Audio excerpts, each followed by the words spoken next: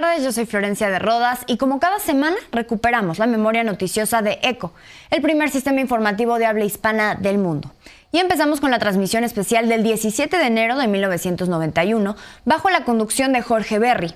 La crisis en Medio Oriente provocada por la invasión de Irak a Kuwait motivaba reacciones. El Congreso de Estados Unidos respaldaba plenamente al presidente George Bush.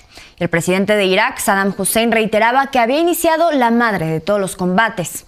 España estaba en máxima alerta ante posibles atentados terroristas, mientras que fuerzas del Reino Unido y Francia bombardeaban posiciones en territorio iraquí y otras importantes noticias. Esta es la narración original.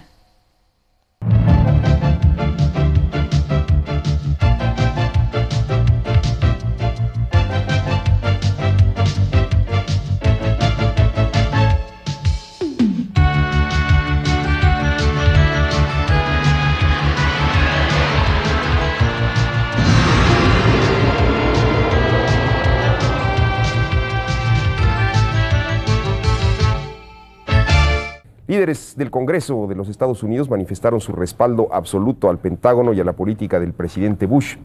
Comenzó la reunión extraordinaria de la Comunidad Económica Europea sobre la crisis en el Golfo Pérsico. Atentados contra la Escuela Británica y la Librería de Estados Unidos en Italia. El Ejército de Estados Unidos emplazado en Panamá y la Policía de Panamá en estado de alerta ante la posibilidad de ataques terroristas. Guatemala adoptó medidas de austeridad energética por tiempo indefinido. La incursión armada contra Irak es un hecho histórico de trascendencia extraordinaria, dijo Carlos Andrés Pérez, presidente de Venezuela.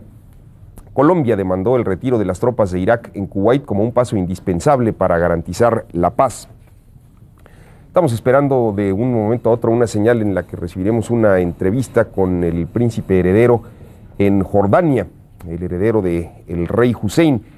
Y seguramente la entrevista versará sobre el hecho de que Jordania se reserva su espacio aéreo sobre todo y no quiere que ninguna de las fuerzas que están en conflicto en el Golfo Pérsico haga uso de su espacio aéreo, y si lo hacen, ya se ha dicho en algunas informaciones generadas en los días pasados, entonces habrá una reacción militar por parte de las fuerzas aéreas de Jordania, según lo dijo el propio rey Hussein hace un par de días cuando habló a los habitantes de su país. La emisora oficial de Jordania, Radio Amán, informó hoy de la existencia de violentos combates con carros blindados en la frontera entre Kuwait y Arabia Saudita. Ya había habido reportes sin confirmar de algunos de los medios de información de los Estados Unidos de que se estaban amasando las tropas aliadas en la frontera Irak-Kuwait, pero esto sí que sería noticia, quiero decir en la frontera Kuwait-Arabia Saudita, pero esto sí que sería sorpresa porque no ha habido ningún informe oficial aún de que se hayan desatado las hostilidades en tierra. Según otras emisoras de radio, estas captadas en Nicosia, la artillería de Irak comenzó a bombardear las zonas orientales donde están enclavadas las compañías petrolíferas y, de acuerdo con un portavoz de las Fuerzas Armadas saudíes, varios depósitos de la refinería de Yafi permanecen en llamas. Estas imágenes las vimos ya hace poco más de una hora, fueron las primeras imágenes que llegaron de la respuesta iraquí al inicio de las hostilidades. Una de las refinerías petroleras en esta región de Arabia Saudita estaba en llamas, el fuego estaba siendo controlado y lo más importante, según el comando militar saudí, a quien también escuchamos hace poco más de una hora, era el hecho de que ya se habían controlado las baterías que estaban haciendo fuego y que estaban impactando a esta refinería, así que no están cayendo más disparos ahí, aunque siguen combatiendo el fuego en lo que ha sido pues el efecto más claro de la represalia de Irak a los ataques que se iniciaron hace varias horas ya. Saddam Hussein dirigió un mensaje que fue transmitido por la televisión iraquí. Reiteró que no cederá en sus objetivos, afirmó que ha comenzado la madre de todos los combates.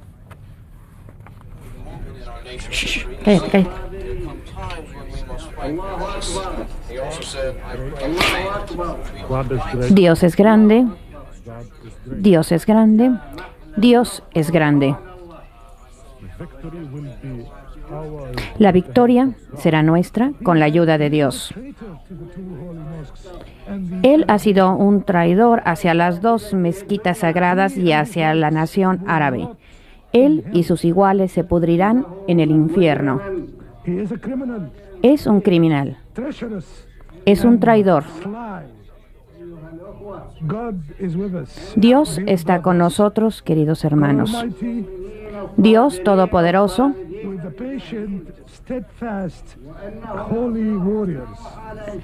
sosteniéndonos a nosotros, a los guerreros sagrados. La victoria está asegurada.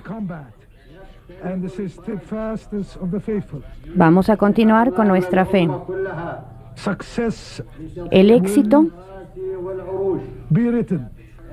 quedará por escrito, y los presidentes y los reyes, los traidores, serán derrocados. Los traidores que se han alejado de la trayectoria correcta, estos serán derrotados.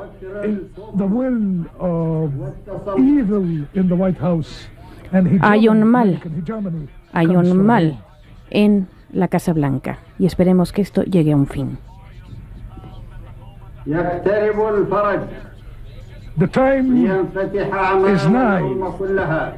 Ya llegó el tiempo en el cual toda la nación se levantará para derrocar los tronos y las sillas de aquellos políticos que han traicionado a la nación, para deshacerse de ellos una vez que nos hayamos deshecho del Satanás de la Casa Blanca, de todo el nido de la Casa Blanca y de el nido venenoso de Tel Aviv. Así liberaremos a nuestra querida Palestina y la restauraremos a sus propietarios. Liberaremos el Alto Golán y el pueblo árabe será liberado. Siempre y cuando existan dirigentes como tales, Dios mío, te invocamos que nos proporciones el éxito a nosotros los iraquíes pacientes. Dios es grande, Dios es grande, Dios es grande. Vamos a tener el triunfo con la guía de Dios. Después, Ricardo Rocha hace unos minutos les leyó una carta que dio a conocer Saddam Hussein, una carta dirigida al presidente de los Estados Unidos, George Bush, donde, entre otras cosas, le decía el gran Satán, y no puede uno más que recordar aquella impactante escena donde Tarek Aziz, el ministro de Relaciones Exteriores de Irak, se negó a recibir una carta que le enviaba George Bush, esgrimiendo como motivo el hecho de que el lenguaje de la carta no era el lenguaje que se debía usar en comunicaciones entre jefes de Estado. Después el presidente Bush dio a conocer el texto de esa carta, y al comparar esa carta con la carta que mandó hoy Saddam Hussein, pues de lenguaje a lenguaje, no sé qué decirles. Tenemos información desde España. Alberto Peláez, nuestro corresponsal, está en la línea. Adelante, Alberto. Sí, Jorge, buenos días. La noticia última que tenemos aquí en España es la fuerte subida en todas las bolsas españolas como consecuencia de la gran subida en Tokio, y por otra parte por la euforia de los ataques exitosos de las fuerzas multinacionales en Irak. Concretamente, Bilbao ha subido 20 puntos con 76 centésimas, Madrid provisionalmente, faltaban 4 minutos, había subido 14 puntos, Valencia 10 puntos 34 y Barcelona 12,51. En total, la bolsa de hoy queda Bilbao 307,74 puntos, Madrid 228,50, Valencia 186,47 y Barcelona 215,05. Como te comento, es debido a la subida en Tokio y a las buenas noticias que están llegando por parte de las tropas aliadas. Por otra parte, comentarte que se están produciendo ciertas manifestaciones por la paz aquí en España. Hoy se han producido alguna en Torrejón de Ardoz, e Izquierda Unida ha convocado precisamente para las 6 de la tarde otra manifestación en favor de la paz. También comentarte que las fuerzas de seguridad del Estado continúan en situación de máxima alerta en prevención de posibles atentados por parte de facciones árabes. Las embajadas, los consulados, los aeropuertos, tanto militares como civiles, se encuentran altamente custodiados.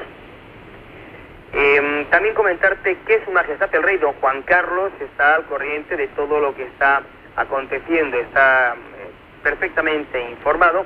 Y también comentarte que algunas personas se encontraban un poco preocupadas por el contingente español que se encuentra en la zona del conflicto, que son 2 corbetas y una fragata. Este contingente se encuentra bien, se encuentra en la zona del Golfo Pérsico, pero fuera del radio de acción del conflicto en estos momentos. Muchas gracias, Alberto. Alberto Peláez, nuestro corresponsal allí en Madrid. Fahd al-Yarbou, comandante en jefe de las fuerzas árabes, habló en una conferencia de prensa en Arabia Saudita.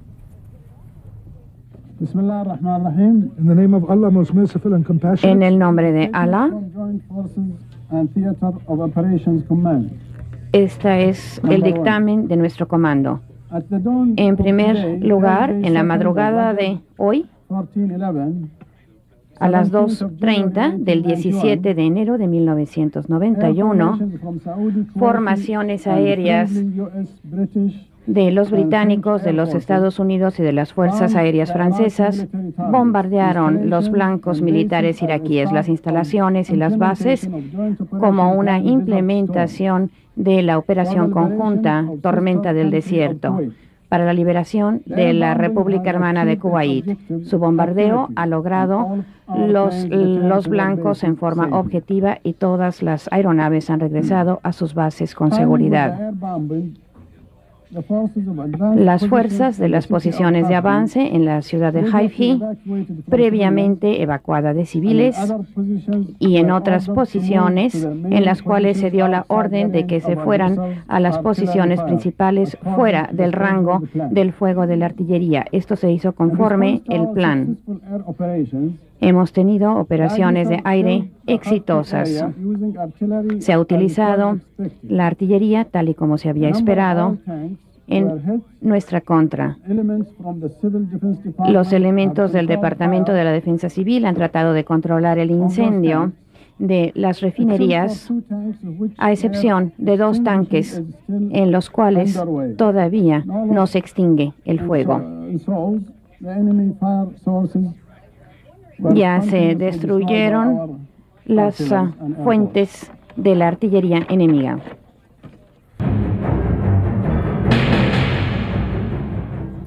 Distintas agencias de noticias y otros medios de información continúan informando, aunque creo que la fuente es común para todos ellos, y la fuente es la emisora oficial de Jordania, Radio Amán, que dice que hay violentos combates con vehículos blindados en la frontera entre Kuwait y Arabia Saudita. También ha habido algunas otras emisoras, estas captadas en Nicosia, que dicen que la artillería iraquí comenzó a bombardear las zonas orientales donde están enclavadas las compañías petrolíferas. Bueno, eso ya lo sabíamos porque hemos visto a una de las refinerías ardiendo hace un momento. Lo que sí es francamente nuevo y no confirmado de manera oficial por el comando de la fuerza multinacional es el hecho de que hay combates con vehículos blindados, porque esto quiere decir que se iniciaron las hostilidades terrestres y, como les decía, de esto no hay aún informes oficiales. El mundo en general está preocupado por los ataques terroristas que se pueden producir como resultado de el conflicto en el Golfo Pérsico, y ya empezaron los atentados. 2 bombas incendiarias fueron lanzadas hoy contra las sedes de la Escuela Británica y la Librería de Estados Unidos en Milán. No hubo víctimas, pero sí hubo daños materiales. Por cosas como estas se están tomando importantes precauciones en todo el mundo en contra de posibles actos terroristas. Y uno de los países donde ocurre esto es Perú. Tenemos en la línea a nuestro corresponsal Ricardo Burgos, quien nos va a hablar sobre esto y otras cosas, otras reacciones que se han producido en el Perú a raíz del conflicto del Pérsico. Adelante, Ricardo. ¿Qué tal, Jorge? Buenos días. Efectivamente, como tú señalas, pero quería hacer una referencia previa al conflicto del Golfo Pérsico y a su reacción en el Perú. Por ejemplo, Bagdad en llamas, masivo ataque aéreo sobre Irak, gran precisión de bombardeo a Bagdad, fue un infierno. Son solo algunos de los variados titulares de los periódicos peruanos respecto a la guerra en el Golfo Pérsico. Aquí nadie habla o comenta otra cosa. Los peruanos, al igual que los habitantes de otros países, están enterados al detalle sobre la evolución de este conflicto. Por primera vez, la televisión peruana casi en forma permanente llevó a los hogares de este país en directo o vía satélite la señal de las grandes cadenas. Canal 11 de televisión transmitió en forma ininterrumpida la señal de ECO. Otras importantes estaciones de televisión, como el 2, el 4, el 5, el 7 y el 9, utilizaron también la señal de ECO. El pueblo peruano, con la ventaja que le hablen en su idioma, A través de ustedes tomó conocimiento asimismo en detalle de la guerra más anunciada de la historia de la humanidad. De otro lado, voceros del Ministerio de Relaciones Exteriores reiteraron que las embajadas peruanas en el Medio Oriente garantizarán la seguridad de los connacionales residentes en Egipto e Israel. Por el momento no se ha previsto acciones concretas de evacuación de los ciudadanos peruanos, pero la posibilidad no ha sido descartada. Ahora la gran preocupación del gobierno peruano es la posible presencia en el país, especialmente en Lima, de terroristas árabes libios.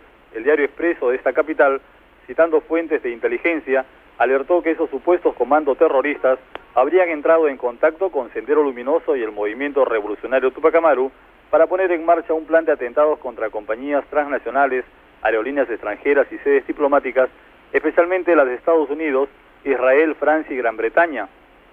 Ante esta eventualidad, se ha reforzado la vigilancia en esas zonas estratégicas y todo hace prever que efectivos militares se encargarán también de la vigilancia de puntos vitales. Por su parte, el embajador israelí en Lima, Yuval Mexer, expresó su confianza en la policía peruana para reprimir cualquier atentado y dejó entender que en cualquier momento llegarían a Lima escuadrones especializados en lucha contra insurgente para garantizar la seguridad de su sede diplomática. Jorge, en líneas generales, la atención de los peruanos está a miles de kilómetros de distancia en el Golfo Pérsico, pero hoy más cerca que nunca por la otra gran tecnología que interviene decididamente en esta batalla, la televisión. Muchas gracias, Ricardo. Perú, como todo el mundo, con los ojos puestos en el Golfo Pérsico. Les hemos venido informando desde que comenzó nuestra cobertura y desde que abrió la bolsa en Nueva York sobre la sacudida tan importante a la alza que ha tenido. Vamos con Roberto Ruiz, nuestro corresponsal, que nos va a hablar de esto y de lo que está ocurriendo en Naciones Unidas. Adelante, Roberto. Roberto Ruiz. Buenas tardes. Adelante, Roberto, estamos al aire. Bueno, el secretario general de las Naciones Unidas, Javier Pérez Cuéllar, dijo que no se podía esperar nada diferente en la crisis del Golfo Pérsico en vista del fracaso de la diplomacia. Pérez Cuéllar fue interrogado por los periodistas a raíz del estallido de la guerra. Por lo tanto, agregó Pérez Cuéllar, por el momento no hay mucho que hacer en el campo diplomático. Pérez Cuéllar dijo que el único que puede hacer algo es el Consejo de Seguridad. Este cuerpo no tomó ninguna decisión en su última reunión que concluyó esta madrugada. Preguntado si veía alguna perspectiva de paz a corto plazo, Pérez Cuéllar dijo que todo dependía de Irak, si es que Irak capitula. En las Naciones Unidas no se espera ninguna medida inmediata respecto de la situación en el Golfo Pérsico. Todo el mundo está esperando a ver cuáles son las reacciones en Bagdad, en Washington, y en fin, si surge alguna posibilidad de que alguien haga una mediación. Pero el clima es de pesimismo. En cambio, les puedo decir que Wall Street recibió con euforia las noticias favorables respecto de las acciones militares en el Golfo Pérsico, favorables, por cierto, para las armas estadounidenses. En poco más de una hora, una corriente compradora movilizó miles y miles de acciones. A mediodía, el índice Dow Jones, que había llegado a subir 98 puntos, se estabilizó y tenía una ganancia de 85 puntos.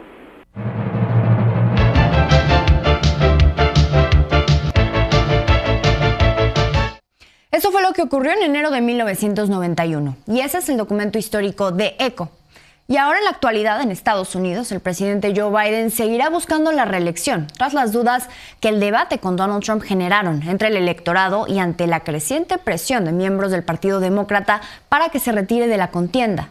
Biden se reunió con su comité de campaña y con líderes del Partido Demócrata para cerrar filas, luego de que varios medios han pedido que ceda el lugar a otra persona. El miércoles, Biden tuvo un encuentro con gobernadores demócratas, con quienes abordó este tema. Entre ellos, Andy Beshear, gobernador de Kentucky, quien quería asegurarse de que el presidente estaba bien. Otro gobernador, Wes Moore, de Maryland, dijo que no estaba interesado en buscar la nominación demócrata y aseguró que Biden no se va a retirar. El jueves, el presidente Biden prometió permanecer en la carrera electoral al celebrar el 4 de julio en la Casa Blanca con sus allegados. Vamos a una pausa, pero al regresar, la Suprema Corte de Justicia de Estados Unidos concedió inmunidad al expresidente Donald Trump. Los detalles al volver.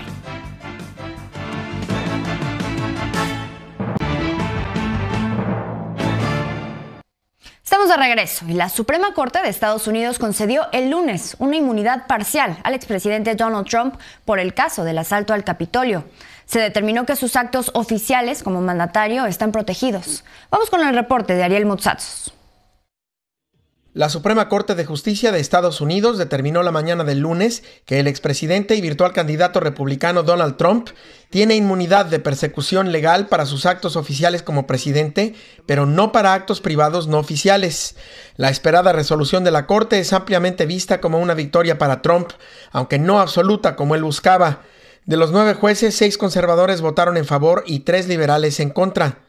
El caso de si tenía inmunidad o no fue llevado a la Suprema Corte con motivo del juicio proyectado en contra de Trump por la Fiscalía Especial por su presunta participación en los actos de insurrección del 6 de enero de 2021 en el Capitolio, que buscaban revertir los resultados electorales. Tras la resolución, el caso regresa a la Corte original y toca ahora a la Fiscalía y a la jueza deslindar cuáles de los actos por los que se acusa al expresidente fueron oficiales y por lo tanto se benefician de la inmunidad y cuáles fueron privados y entonces susceptibles de juicio, lo cual muy probablemente retrasará el juicio respectivo a Trump hasta después de las elecciones de noviembre. En mensajes en sus redes sociales, Trump dijo que la decisión de la Suprema Corte era una gran victoria para la Constitución y la democracia.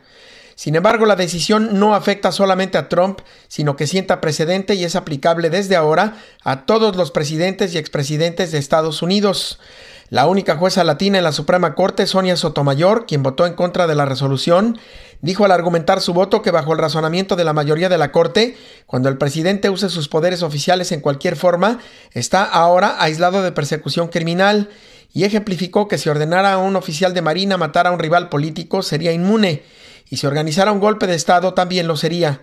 Temo por la democracia, disiento, concluyó lapidaria. Otra de las juezas liberales que votó en contra coincidió. If someone with those kinds of powers, the most powerful person in the world, with the greatest amount of authority, could go into office knowing that there would be no potential penalty for committing crimes, I'm trying to understand what the disincentive is from turning the Oval Office into, the seat of criminal activity in this country. Tras la decisión, cientos de personas se manifestaron afuera de la sede de la Suprema Corte en Washington y diversos analistas y opinadores criticaron en medios y redes sociales la resolución por el alcance de la inmunidad que da a los presidentes. John Dean, el exabogado de la Casa Blanca durante la presidencia de Richard Nixon, afirmó que Nixon se habría librado de la persecución legal bajo esta resolución. El historiador y biógrafo de Nixon, Tim Naftali, coincidió. En Washington, D.C., Ariel Moutsatsos, Noticias N+.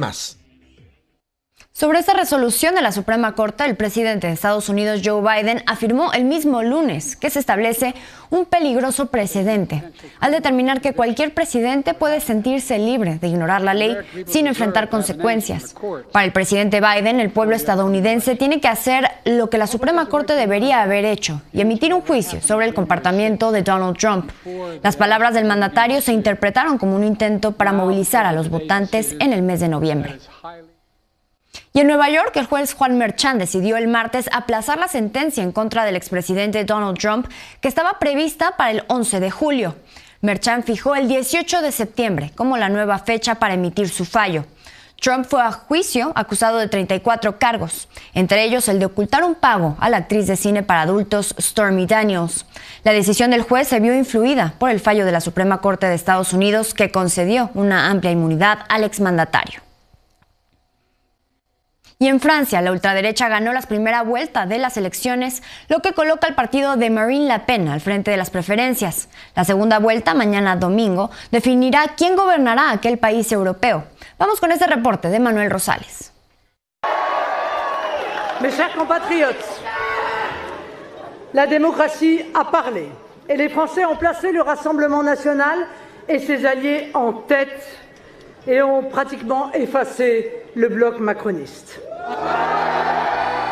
En una victoria histórica, el partido de extrema derecha, Agrupación Nacional, encabezado por Marine Le Pen, se impuso en la primera vuelta de las elecciones legislativas celebradas este domingo en Francia.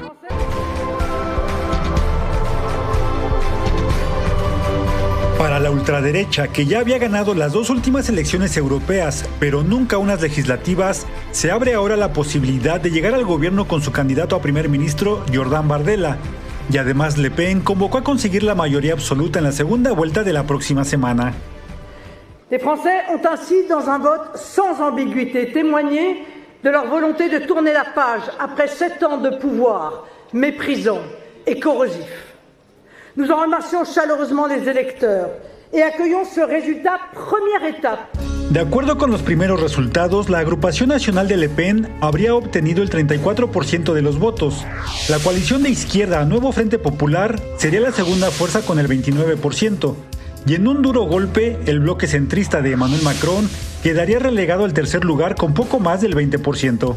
Ante la magnitud de los resultados y la posibilidad de que en la segunda vuelta la extrema derecha pueda alcanzar la mayoría absoluta en el Parlamento, integrado por 577 legisladores, tanto Macron como los líderes de izquierda hicieron un llamado para salir a votar y evitar que eso suceda. La leçon de ce soir, c'est que l'extrême droite est aux portes du pouvoir. Jamais dans notre démocratie, l'Assemblée nationale n'a risqué, comme ce soir, d'être dominée par l'extrême droite. Et donc, notre objectif est clair. Empêcher le Rassemblement national d'avoir une majorité absolue au second tour. La alianza de extrema izquierda, integrada por la Francia insumisa de Jean-Luc Mélenchon y el Partido Socialista, anunciaron que para la segunda vuelta retirarán a sus candidatos que hayan quedado en tercer lugar. En toutes circonstances, où que ce soit et dans quelque cas que ce soit, notre consigne est simple, directe et claire, pas une voix, pas un siège de plus pour le RN. La jornada quedó marcada por una alta participación que alcanzó el 67.5%, 20 puntos más a la registrada en la primera vuelta de las elecciones legislativas de 2022. Las elecciones anticipadas fueron convocadas por Emmanuel Macron en un intento de frenar el avance de la extrema derecha después de las elecciones europeas, pero su apuesta salió mal, y el final de su mandato, que concluye en 2027, lo enfrentará con un gobierno debilitado. Emanuel Rosales, Noticias N+.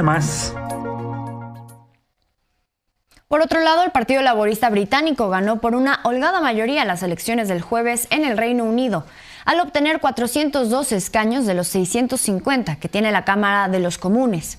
Los conservadores consiguieron 121 lugares en el Parlamento inglés. El resultado pone fin a 14 años de gobiernos conservadores. Tras conocerse el triunfo, el rey Carlos III encargó a Keir Starmer formar un nuevo gobierno. La sorpresa fue que el partido de extrema derecha Reform UK llega al Parlamento con 4 escaños. Hasta aquí una emisión más del Archivo Histórico de ECO y de la actualidad de las noticias internacionales. Yo soy Florencia de Rodas y los espero la próxima semana.